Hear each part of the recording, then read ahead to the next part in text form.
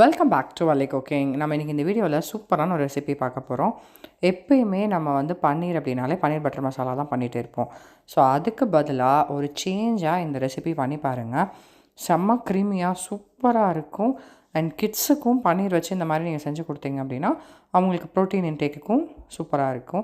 And டிஃப்ரெண்ட்டாக நம்ம செஞ்சு கொடுக்கும்போது சாப்பிட்றதுக்கும் அவங்க இன்ட்ரெஸ்டாக இருப்பாங்க. இது சப்பாத்தி கூட செம்மையாக செட் ஆகும். அதே மாதிரி இந்த மெக்சிகன் ரைஸ்லாம் பண்ணுறீங்க அப்படின்னா அது கூடயும் இது சாஸ் மாதிரி நீங்கள் சாப்பிட்டுக்கலாம்.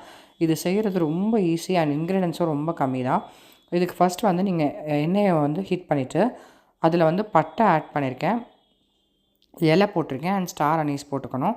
3 வெங்காயம் எப்படி வேணாலும் நீங்கள் சாப் பண்ணிக்கலாம், பெருசானாலும் ஓகே.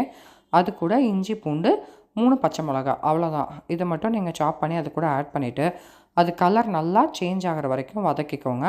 கலர் சேஞ்ச் ஆனோன்னா உங்கள் கை அளவுக்கு ஒரு கை முந்திரி பருப்பு அதில் ஆட் பண்ணிடுங்க. ஸோ அந்த க்ரீமி டெக்ஸ்சர் கேஷ்யூ நம்ம ஆட் பண்ணுறதுனால தான் வருது.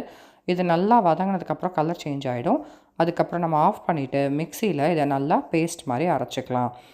வெங்காயத்தில் இருக்க தண்ணியே நம்மளுக்கு போதுமானது, அந்த அளவுக்கே அரைச்சிக்கோங்க. அதுக்கப்புறம் அதே கடாயில் கொஞ்சமாக பட்டரை ஆட் பண்ணியிருக்கேன். அந்த பட்டரை நல்லா மெல்ட் பண்ணுங்கள். மெல்ட் ஆனதுக்கப்புறம் நம்ம ஆனியன் பேஸ்ட் ரெடி பண்ணியிருக்கோம்ல, அந்த கேஷ்யூ ஆனியன் பேஸ்ட்டு, அதை அது கூட அப்படியே ஆட் பண்ணி கொஞ்சமாக வேணும்னா இந்த ஸ்டேஜில் உங்களுக்கு எவ்வளோ கிரேவி வேணுமோ அந்தளவுக்கு தண்ணி ஆட் பண்ணுங்கள். அதுக்கப்புறம் இதில் கொஞ்சமாக கரம் மசாலாவும் பெப்பரும் ஆட் பண்ணியிருக்கேன். நீங்கள் வேணும்னா நான் இப்போ ஒரு பெரிய டேபிள் ஸ்பூன் பெப்பர் அண்ட் சின்ன டீஸ்பூன் கரம் மசாலா ஆட் பண்ணியிருக்கேன் ஃப்ளேவருக்காக.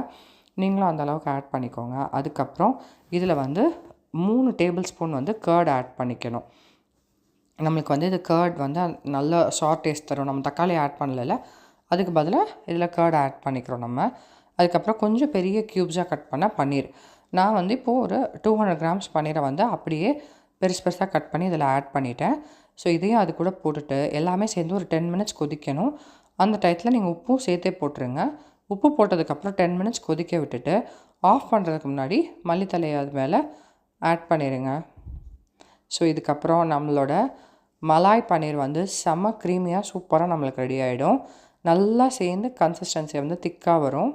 அந்த ஸ்டேஜில் ஆஃப் பண்ணி எடுத்துட்டிங்க அப்படின்னா நம்மளோட மலாய் பன்னீர் ரெடி ஆகிடுச்சு. இது சப்பாத்தி கூட ஒரு தடவை ட்ரை பண்ணி பார்த்துட்டு எப்படி வந்ததுங்கிறத கூட மறந்துடாமல் கமெண்ட்ஸ் பாக்ஸ் மூலமாக ஷேர் பண்ணிக்கோங்க. இதான் ஃபஸ்ட் டைம் வலி குக்கிங்க்கு வரீங்கன்னா மறந்துடாமல் சப்ஸ்கிரைப் பண்ணி வச்சுக்கோங்க. நான் இன்னொரு சூப்பரான வீடியோவில் ரெசிபியோட உங்களை மீட் பண்ணுறேன். அது வரைக்கும் ஸ்டே டியூன் டு வலி குக்கிங்.